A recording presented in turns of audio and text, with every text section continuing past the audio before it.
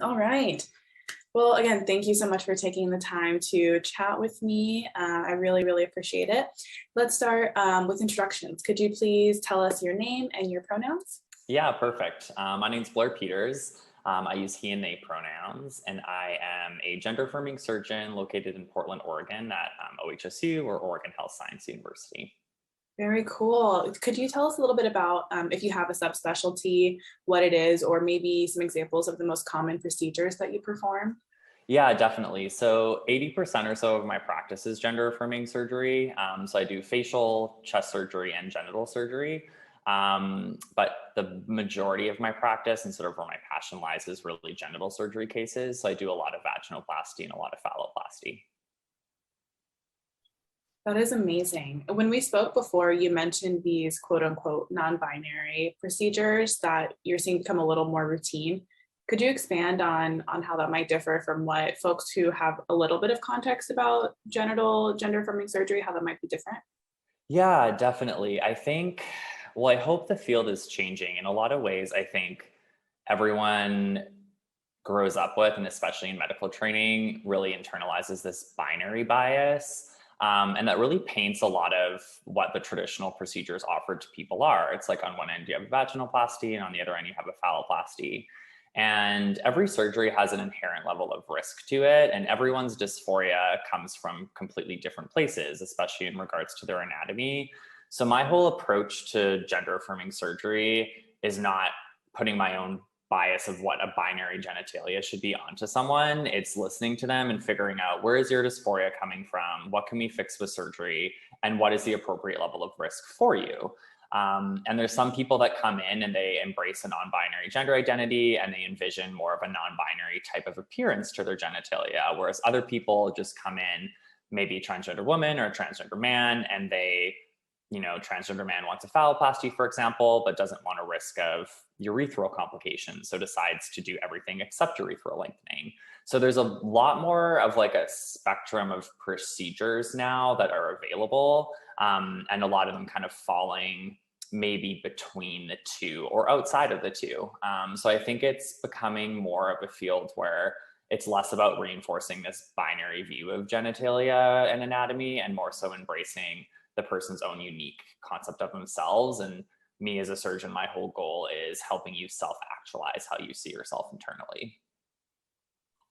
I really love that. I like the collaborative decision making as opposed to like, this is what we're doing and that's all you have to choose from. And I heard you mention a spectrum of operation procedures that choices folks have. So for folks who might be listening and don't really have some examples. So we know that there's like phalloplasty and vaginoplasty, but could you give an example of some of the different ways someone might have a non-binary GAS? Yeah, definitely. So the easiest example would be in terms of chest surgery. So the kind of classic, more non-binary type of surgery would be a mastectomy without having any nipple grafts, for example. And that's just one variation of different types of chest surgery. Some people are going for procedures where it's a mastectomy, but you're not totally flat. So you're somewhere between having a breast mound and not having a breast mound. And that's what sort of works for individuals, because sometimes you're flat enough that you can bind and appear flat, but then also if you're feeling more feminine one day and want to have the appearance of a breast, then you'll have an appearance of a breast. As far as it relates to genital surgery, I'd say the greatest variation is in terms of what we can do with phalloplasty. So some individuals will go for the full kind of traditional phalloplasty, whereas others may choose a shaft-only phalloplasty. So that basically means that we create a phallus, but we don't touch or lengthen the urethra. So you don't have any risk of strictures or fistulas.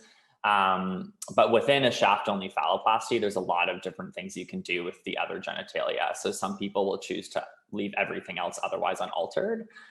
Some people will choose to still have a scrotoplasty and have the clitoral tissue buried, but leave their vaginal canal.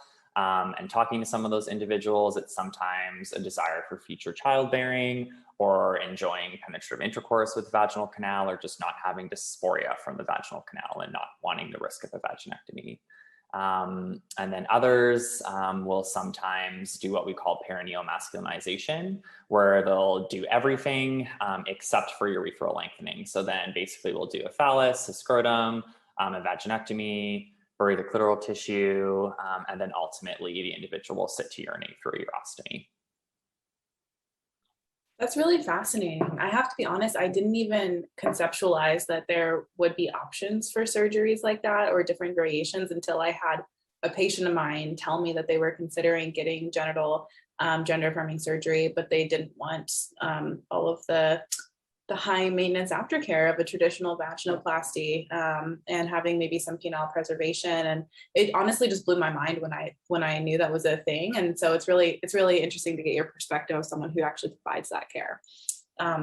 So thank you for sharing that with us. As it relates to pelvic floor PT, how do you find yourself embracing the roles or the skill set of pelvic floor PT for your patients? I would say increasingly. So I think initially my introduction to pelvic floor physiotherapy was really in the vaginoplasty patient population. And I think they've become a lot more worked into sort of the care map and the multidisciplinary care team surrounding genital gender affirming surgery. But at least at OHSU, we were noticing, a lot of the time when we were asking for help was when patients weren't doing well after a vaginoplasty, which didn't really make a lot of sense. And you started kind of paying attention to a whole host of reasons why an individual preoperatively may have a whole bunch of issues with pelvic floor dysfunction. And then we're doing this huge reconstructive surgery, rearranging anatomy, and then putting you through a really demanding postoperative care process and just expecting things to go well. It didn't make sense. So we've really moved to, from day one, preoperative pelvic floor physiotherapy, even before we operate, that continues through the postoperative period. And that's been drastically successful in terms of success with dilation, sexual satisfaction, decreasing urinary issues, pretty much any functional metric of vaginoplasty. So much so that we're starting to do a little bit more of the same, pretty much for any of our genital surgery patients, especially the phalloplasty patients that'll undergo a vaginectomy or urethral lengthening, because again, that's a lot of change in pelvic floor anatomy. So we're increasingly utilizing therapy both post-operatively and then a little bit preoperatively. The new thing that I'm working on is optimizing sensory or erogenous outcomes following genital gender affirming surgery. So I'm working with our pelvic floor physiotherapists at OHSU right now, developing a protocol to optimize sensory recovery after phalloplasty. And they have so much experience with a lot of those extra modalities and sort of my expert as a nerve surgeon that we're starting to find that to be a really successful adjunct for people as well. Hearing that just makes me want to jump up and down, because the folks that I see who are fortunate enough to have had no pelvic floor issues prior to surgery or after, the biggest thing I see is they're not able to have an orgasm when they want to, or it's not as strong as they would like. They're not able to use their anatomy for pleasure. And I'm sure that you have opinions on the emphasis in medical care on all functions except for anything pleasure related, and it's how mind-boggling it can be. And also some of the stuff you said, I feel like it also speaks to a pattern that I see in general in medicine, where finally orthopedic surgeons maybe were starting to use prehab before to improve their surgical outcomes, and how we're maybe starting to see that trend translate to other areas of surgery as well, other than just, after an ACL or something like that. So that's really awesome. And I've heard some larger health institutions where they have a full care team. It's definitely more standard, but the few pelvic floor PTs I know who have a good chunk of experience treating folks after vaginoplasty or phalloplasty, it was definitely not like standard of care. So it's really heartwarming to see that is maybe evolving and improving. When I spoke to you previously, you mentioned, and this had not occurred to me until I spoke with you, that there's demographic change in our patients and how our TGNC patients are younger, and they may have undergone pubertal suppression, and how that affects the skin available for a more traditional penile inversion of vaginoplasty. Could you share a little bit about how that has shifted your practice? Yeah, definitely. You made a comment about sort of the demographic shifting. I would just say they're expanding in either direction. So yeah, a lot of adolescents presenting for surgical intervention, but also a lot of people that are like in their 70s sometimes coming in for genital surgery. and then everything in between. But the adolescents for sure present some unique challenges.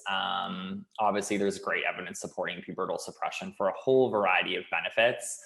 But the one thing that is very new is genital surgery in someone that has underwent pubertal suppression. Not so much an issue in someone with assigned female at birth anatomy that undergoes a phalloplasty, because we're creating something with a free tissue transfer or a flap anyway, but a much bigger issue for an individual that's undergoing a penile inversion vaginoplasty, because we use all of that tissue to basically create the vulva as well as line the internal vaginal canal.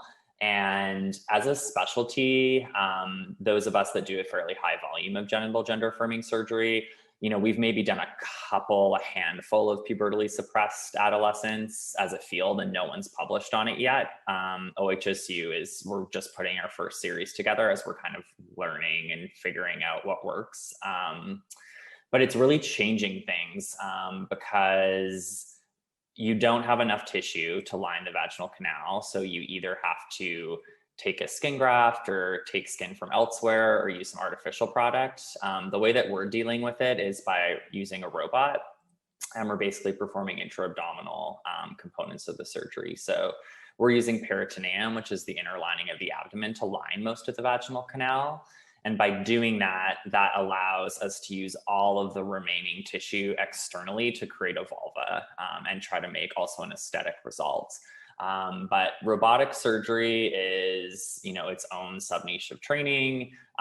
That's a 2-surgeon case. So I do that with a reconstructive urologist, where I'm the plastic surgeon on the vulva doing everything externally. And then my partner, Dr. Giolani D, she's doing everything robotically and internally. And we've had really good success with that so far. So that seems to kind of be where our field is heading in terms of dealing with those challenging cases where there is a paucity of tissue to use, is robotic vaginoplasty. And it's also something that within the community as well is being more and more requested and sought after for a host of reasons. Yeah, I had no idea it was a two-surgeon case. So that's definitely an interesting thing to consider. And as you mentioned, the robotic niche expertise and needing more folks who have that skill set. Could you speak a little bit to how that might impact their aftercare, or even getting ready for surgery? Things like, is electrolysis still a requirement, or is the need for dilation still as important, et cetera? Yeah, definitely. Regardless of technique, whether it's standard penile inversion, intestinal vaginoplasty, or robotic, lifelong dilation is pretty much the rule. We've seen patients coming back even 20 plus years out from a vaginoplasty that have something happen in their life that they just don't dilate and are having sex for a year, and they will lose a lot of depth. Doesn't tend to be a width issue so much, but definitely will lose a lot of depth. So we do kind of say, lifelong dilation if you want to maintain as much depth as possible. The differences in the earlier care, because with the robotic vaginoplasty, we're using peritoneal flaps that are still connected to their own blood supply, as compared to the penile inversion, where most of the canal is lined with scrotal skin. The canal is a little bit stronger and a little bit more robust, we think, in those first couple of weeks. So we start dilation a little bit earlier in our robotic vaginoplasty patients than we do in the traditional penile inversion patients. The other differences we're noticing, because we're dissecting the canal in the robotic cases from within the abdomen, and we go from inside to outside, versus in the traditional vaginoplasty, everything's done from outside in. We do think we're getting a few extra centimeters of vaginal canal depth in the robotic vaginoplasty cases as well. So we don't have the full data ready, but just anecdotally, with the measurements bouncing between those two techniques, the robotic consistently seems to be measuring a couple centimeters deeper. And that could be significant, I'd imagine, because at least from what I've seen, is that the standard of depth that at least is trying to be attained from a surgical procedure is greater than someone born with a vagina. But would you say that's because the likelihood that there will be depth loss, you want to maximize that as much as possible surgically? Does that sound about right? I think there's multiple factors. Yeah, that's part of it, is what you get in the operating room is never going to 100% be maintained. So you will always lose a certain percentage. But there are some differences too, because a natal vagina has a lot of elasticity to it, and there's actual smooth muscle in the wall, versus we're lining canal with a skin graft or a peritoneal flap, which it's not as distensible. So you need to rely on just having greater depth to begin with in order to have the depth of penetration that a lot of people will want. Perhaps we could shift gears for a second and talk a little bit about the psychosocial implications. So, and I wrote this question specifically about younger trans and gender nonconforming patients, but as you said, expanding in either direction. So if you have insight about older patients who are coming in for surgeries, please do share with us. But you had mentioned previously about folks who maybe have had minimal engagement with their own genitals, either due to dysphoria or just due to the young age at which they're having surgery after pubertal suppression, or minimal to no sexual experiences prior, and how after vaginoplasty, we're asking them to do all these high maintenance things and be really involved with this anatomy, and just, yeah, the psychosocial implications of that. Yeah, it's something we've been talking a lot about in our team at OHSU, and we're kind of writing up our early experience with peds endocrinology and pelvic floor physio and us as surgeons, and kind of really collaborating to put out, you know, this is our early experience with this group of patients, and this is what's working and what isn't, because there's just so little that's really been talked about or described. And as, you know, more and more vaginoplasties and gender surgeries being done, and as more suppressions coming through, like it's coming right at us. So as a field, like, we all kind of need to be aware and start thinking about how we can optimize these outcomes. And it's challenging because there's this question of how does that factor into consent when you're consenting someone for pubertal suppression? And there likely is some effect on downstage genital surgery, but you don't know if an individual is going to desire genital surgery in the future or not. And then it's also hard to have that conversation with someone that maybe hasn't went through puberty or ever engaged in sexual activity. It's a really tricky thing. And when it comes time to actually do surgery, if an individual does go through suppression and ultimately is in their latter teenage years and wants a vaginoplasty, not only are you facing the struggle of not having a lot of tissue to work with, but that tissue hasn't been under the influence of testosterone, which definitely affects some things. And then a lot of patients, just from psychosocial issues and the dysphoria that they're experiencing, or just blatant transphobia in society, may have not had the opportunity to have a sexual partner. And more often than not, there's been almost no genital engagement in terms of self-stimulation or masturbation. So then trying to assess things like erogenous outcomes after a surgery when someone's never had an erogenous experience in their life is incredibly difficult, because they don't really have a baseline to compare it to. And then, you know, postoperative care, anyone knows that's seen a postoperative vaginoplasty patient, is really intense. And we're kind of asking someone that is younger and hasn't really engaged or done much with their genitalia to all of a sudden do this like really aggressive relaxation for dilation. And it's just a huge ask. So we're finding that to be a barrier, almost more so than, yes, the surgery is technically challenging and demanding, but I think we're developing pretty good strategies to deal with that. But what we really need is like a robust support system. And I think there's going to be a huge role for therapy peri-operatively in terms of even preoperative genital engagement, trying to have those conversations, preparedness, readiness, support through that postoperative protocol, because some of the early challenges are getting someone to successfully dilate that's never had to engage with their pelvic floor musculature and is maybe 17, 18 years old. It's hard.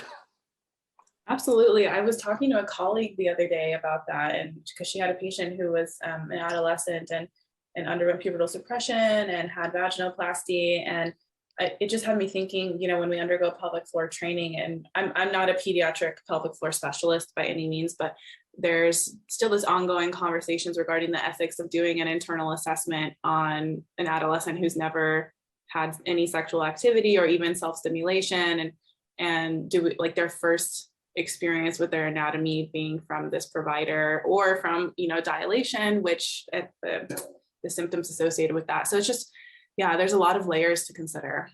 No, there is for sure. And I think we're all having very open conversations and with patients and families too, trying to figure out what is the best thing. Because, long term, we want people not only to have relief of dysphoria, but have like a functional and satisfactory, great sex life too.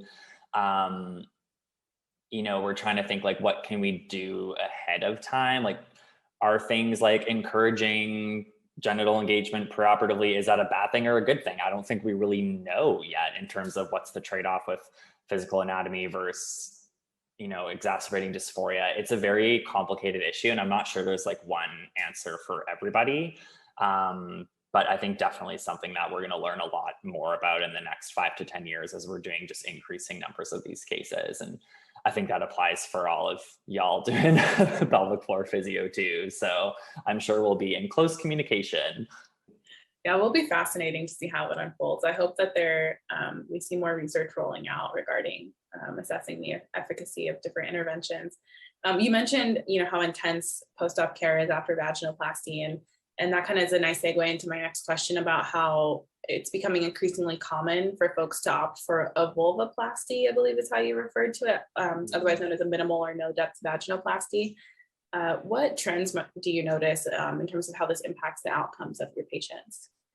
Yeah, so I think everyone, runs their practices a little bit differently. And I think it kind of comes down to, again, like what I was saying with the binary bias of things. But I see a lot of patients that come in from all walks of life, all different backgrounds, all different ages with varying degrees of social supports. And, on the other end of the spectrum, we were just talking about adolescents. There's a lot of people that come in like their 60s or 70s with other health issues and conditions who don't have a partner to help them through surgery, maybe don't have stable housing or all these other barriers. And sometimes you just start talking to someone and they're just so dysphoric from their genitals. They just don't want to be dysphoric and they want to have, comfort in clothing and being able to change in a public bathroom or restroom or locker room and just feel like they don't have male genitalia. And for those people, vulvoplasty is great. And a lot of them don't even know that it's an option because a lot of people, I don't think, take the time to really have that conversation. And it makes a huge difference in terms of what someone's preparation looks like. With a vulvoplasty, you don't need any electrolysis because there's no internal tissue. You don't need to dilate at all post-operatively. So it's a much swifter and quicker recovery. And for many patients that don't desire sexual penetration, those are kind of the two questions. It's like, do you desire sexual penetration? If it's no, and are you dysphoric from not having a vaginal canal, or will you be dysphoric from having a vaginal canal? If the answer is no, then the next question is, well, then why are we doing a canal? Because that's where the big injury of, rectal injury and urinary incompetence and all of those things start to come into play. So I think part of it is a lot of patients realizing and understanding that that is an option. And then, knowledge is power. And I think we have a lot of people just coming in requesting vulvoplasty straight up.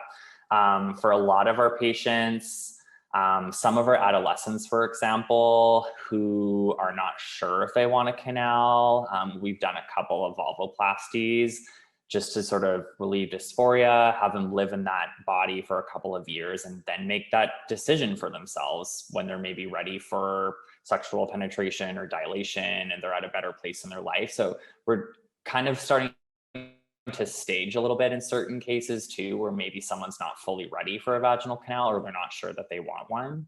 Or some people that embrace more of a trans feminine, non-binary identity, and they feel vulvoplasty is better in line with how they view themselves internally. So there's really a lot of different reasons why someone wants a vulvoplasty. Sometimes it's just they don't want the risk of a canal, or they have barriers to electrolysis and dilation and don't want to deal with that, or it's just how they view themselves and their gender identity.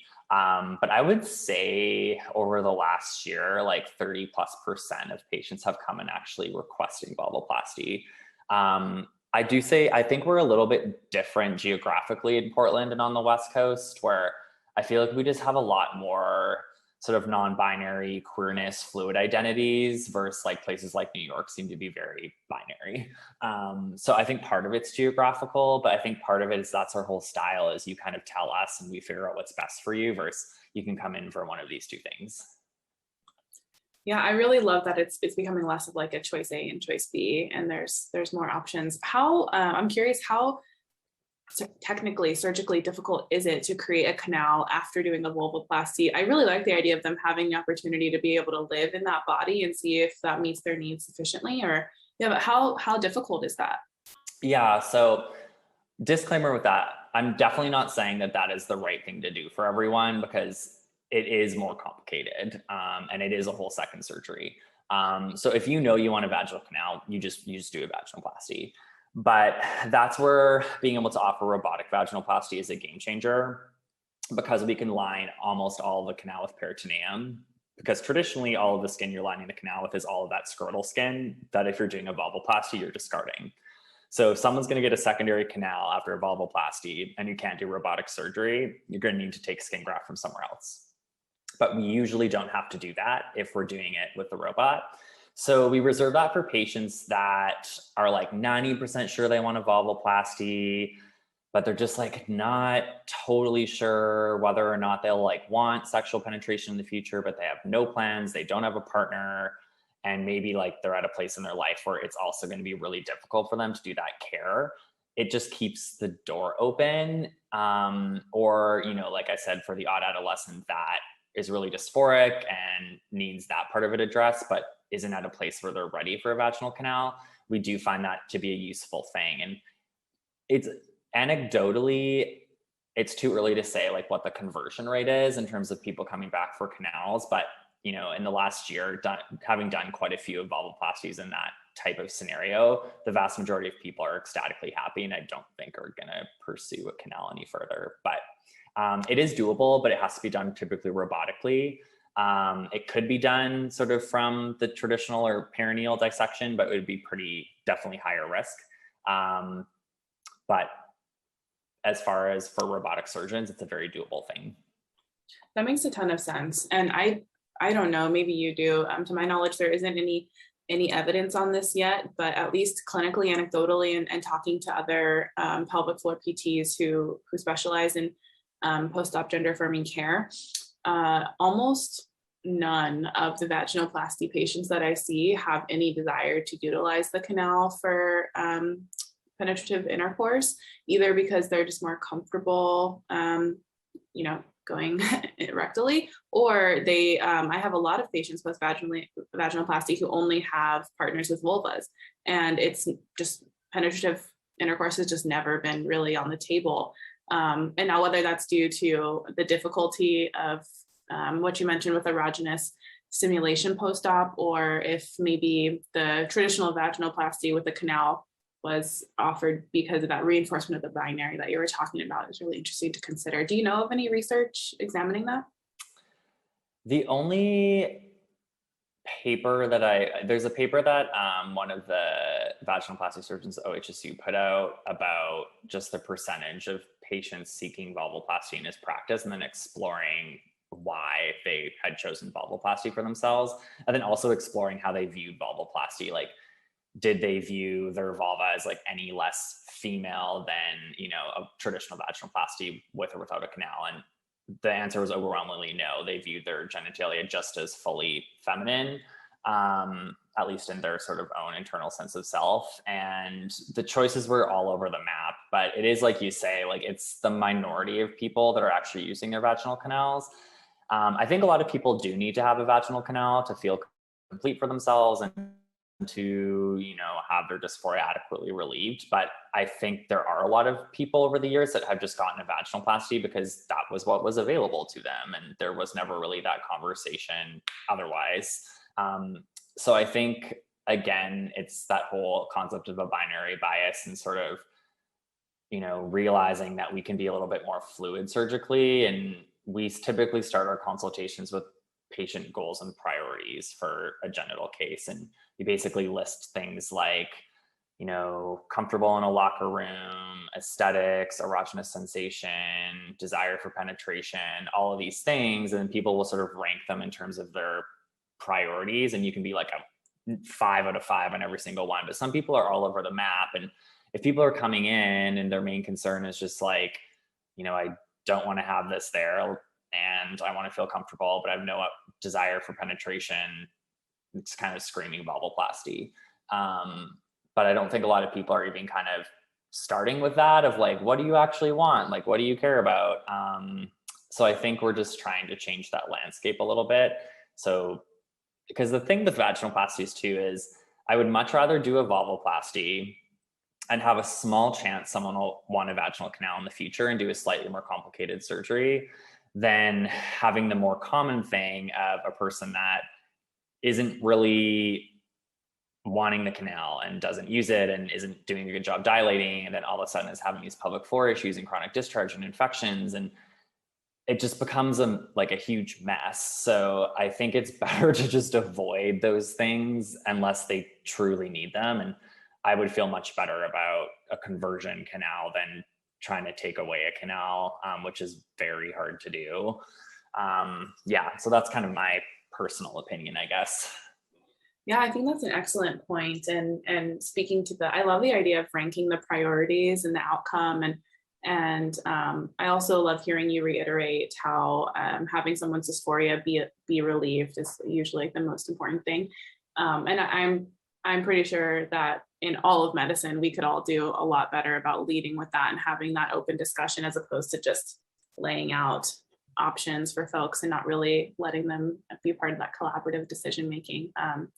Yeah, you're definitely doing all the advocacy. I see you out there trying to change the world. You're doing it. I just wanted to shift gears a tiny bit because I think that you have a lot of insight to offer on this.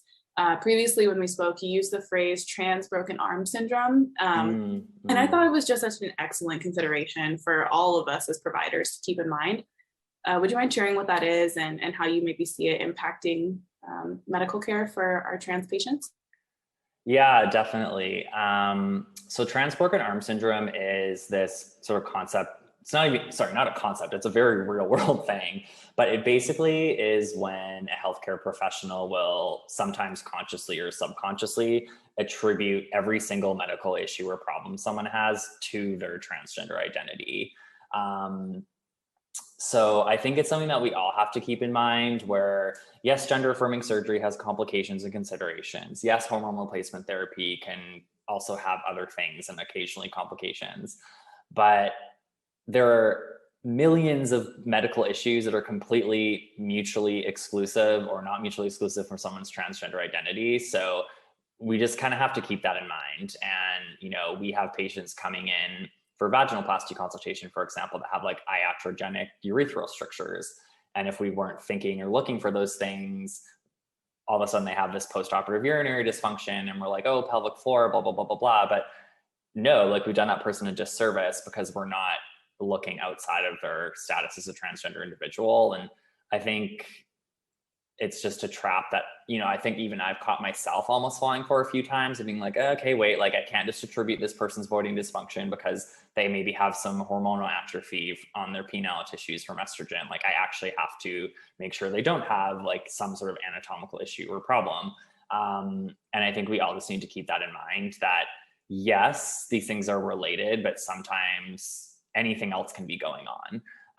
And we're doing that person a disservice if we're just kind of attributing it to part of their gender affirming treatment and not sort of doing the due diligence to treat everything separately and independently as well. Definitely, and reinforcing that history of pathologizing the LGBTQ plus community in general and contributing to that kind of collective trauma.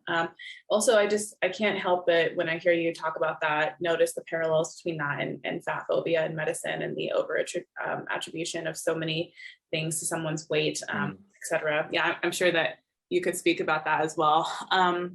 Well, I don't want to take up too much of your time. I really, really appreciate it. My last question is a little more personal because on your social media, you speak openly about your identity as a queer person. And your struggles with how this intersects with your role in the medical field. I saw a post you had about mentorship recently. I thought that was phenomenal. Would you mind sharing some examples of how being part of this community influences your surgical practice? Yeah, I don't even know how I would do this if I wasn't queer. Like, no shade to like no shade to non-queer surgeons. Like, we need all of you. But it's such an amazing thing, I think, for me to just feel like I'm at work treating my community and like looking after people that I would otherwise like hang out with at Pride or at a queer bar or a safe space. And, being able to show up to clinic with like pink hair and jeans and a t-shirt and like no one's questioning my professionalism or like competency to do surgery. And I think also understanding the language and the culture and being able to just go into a room and have patients, have these very comfortable conversations with me about sexual practices or preferences or the polyamorous relationships or how all of these things are going to interplay into what they ultimately want for themselves. So I think it's a huge asset in terms of almost instantly walking into a room, just creating an environment where we have rapport, just courtesy of representation and connection to community ties.